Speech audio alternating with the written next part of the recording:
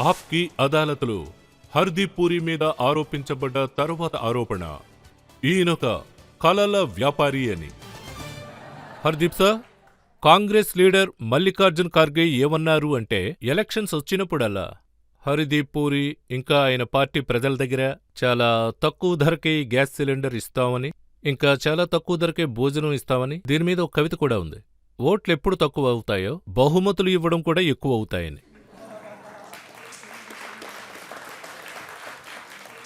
Poetry lines చాలా బాగున్నాయి. నాకు తెలిసినంతవరకు ఖర్గే చాలా కష్టాల్లో ఉన్నారు అనుకుంటున్నాను. ఎందుకంటున్నానంటే, ఆయనే లీడరు. ఆయన మాటలు ఎవరు లెక్క చేయట్లేదే. ఎవరైనా ఆయన మాట వింటున్నారా? ఆ విషయం మీకు తెలుసు, నాకు బాగా తెలుసు. అందువల్ల ఖర్గేజీ ఇలా మాట్లాడడం అన్నది, గ్యాస్ సిలిండర్ యొక్క ధరని తగ్గిస్తాము అని ఆయన చెప్తున్నారు. ఒకవేళ ఖర్గేజీ కాంగ్రెస్ పార్టీలో నిజంగానే లీడర్గా ఉన్నట్టయితే గెలోర్జీకి ఏం చెప్పుండాలి? ఎందుకు పెట్రోల్ ధర 12 రూపాయలు ఎక్కువ అమ్ముతున్నారు? పెట్రోల్ గురించి ఏమన్నారంటే, వాళ్ల ప్రభుత్వం ఉన్నప్పుడు ఒక బ్యారెల్ 150 ఉండేది, 1 లీటర్ 21 రూపాయి. ఈ రోజు బ్యారెల్ 80-82 రూపాయలు. కానీ ఈ రోజు ఇక్కడ పెట్రోల్ 90-97 రూపాయలకు వస్తుంది. వాళ్ల గవర్నమెంట్ ఉన్నప్పుడు చాలా ఇంటెలెక్చువల్ ఎకానమిస్టులు ఉండేవారు. నేను ఎవరి గురించి మాట్లాడుతున్నానో మీరు అర్థం చేసుకున్నారనుకుంటాను. వాళ్ళు ఏం చేశారంటే, వాళ్ళు కూడా చాలా ఎక్కువ సమస్యలు ఎదుర్కొన్నారు. అప్పుడేమైంది? వాళ్ళు ఒక ఆయిల్ బాండ్ని ఇష్యూ చేశారు. ఆయిల్ బాండ్ 1,41,000 కోట్లు. ఆయిల్ బాండ్ అర్థం ఏమిటంటే, పంజాబ్ భాషలో ఏం చెప్తారంటే, అప్పు చేసేది తాత అయితే ఆ అప్పు తీర్చవలసింది మనవడు అని.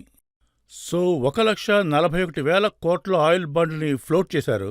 ఆ తర్వాత మనం ఇప్పుడు వాళ్ళకి ఎంత తిరిగి ఇస్తున్నామంటే 3,50,000 తిరిగి ఇస్తున్నాం. ఇదే వాళ్ళ యొక్క ఎకనామిక్స్. సో విషయాన్ని ఖర్గేజీ గారికి మీరు చెప్పేయండి. ఇప్పుడు పెట్రోల్ యొక్క ధర 2 సంవత్సరాల్లో 11% తగ్గిపోయింది. 80 కోట్ల కన్నా ఎక్కువ జనాభాకి మోడీజీ ఒక రోజుకి 3 పూట్ల ప్రజలకి డ్రై రేషన్ ఇస్తున్నారు. 220 కోట్లు వ్యాక్సిన్ డోసెస్ని మ్యానుఫ్యాక్చరింగ్ చేయించి వాటిని ప్రజలకి ఫ్రీగా ఇచ్చారు. ఆ పని చేసింది మేమే, అది ఆయిల్ బాండ్ ఫ్లోటింగ్ లేకుండా. ఇదే మోడీజీ యొక్క మ్యాజిక్. ఇంకొకరు మీ మిత్రుడు కేజ్రీవాల్. ఢిల్లీలో పక్కపక్కనున్న సిటీస్లో అక్కడంతా పొల్యూషన్ ఎంతో దారుణంగా ఉంది. ప్రజలందరూ విష వాయువుని పీల్స్తూ ఉన్నారు. నేనిప్పుడు ఒకే రకమైన విషయాన్ని చెప్తాను. ఇలాంటి పొల్యూషన్లన్నీ కూడా, ఇది ప్రపంచంలో ఇలాంటి కౌంట్ చాలా అధికంగా ఉంది. అది ఎక్కువ డేంజరస్ కూడా.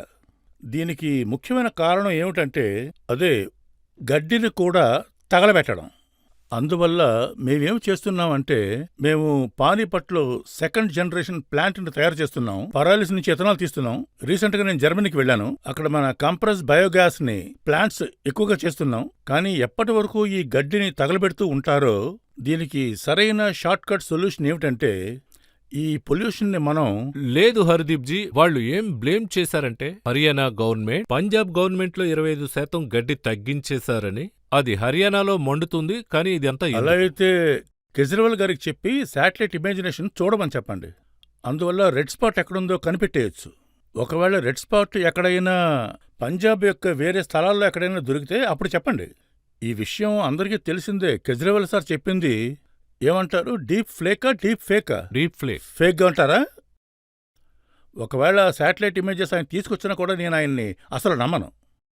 వాళ్ళొక పోస్టర్ రిలీజ్ చేశారు. దానిమీద మోడీజీ ఫోటో ఉంది. దానిమీద ఏం రాసుందంటే, ఇదంతా ఎప్పుడు పూర్తవుతుందని. వాళ్ళు ఎలా మాట్లాడుతున్నారు? నాకు చాలా షాకింగ్గా ఉందండి. ఈ డీప్ ఫ్లేక్లన్నీ ఇప్పుడొచ్చాయి. ఈయన ఎప్పటినుంచో ఉన్నారు. నేను మొదటినుంచి ఆయన చూస్తూనే ఉన్నాను. ఈయన ఏ విధంగా మాట్లాడుతున్నారంటే, ఇప్పుడు ఈ గడ్డిని తగలబెట్టే విషయానికి రండి. ఢిల్లీలో నేను మినిస్టర్ అయినప్పుడు ఆయన ఏం చెప్పారంటే, చాలా కండిషన్గా, హర్దీప్ సార్ ఇక్కడ మెట్రో రేటు పెంచకండి. నేనేం చెప్పానంటే, కేజ్రీవాల్ సార్ 8 సంవత్సరాలు పూర్తయిపోయింది, ఫేర్ ఫిక్సేషన్ ఇప్పుడే జరిగింది. 6 నెలల క్రితం ఏప్రిల్ 2017లో ఆల్రెడీ సగం ముగిసిపోయింది. చేయాలి అని చెప్పినందుకు ఇది పొల్యూషన్ కి మంచిది కాదు, దీన్ని ఫ్రీ చేసేయండి, దాన్ని ఫ్రీ చేసేయండి అని నేనేం చెప్పానంటే, కేజ్రీవాల్ సార్, జపాన్ వాళ్ళ దగ్గర నుంచి మనం 28,000 కోట్లు అప్పు చేశాం, అది మన అంకులు ఎవరన్నా వచ్చి తీరుస్తారా అని అడిగాను. ఆయన అది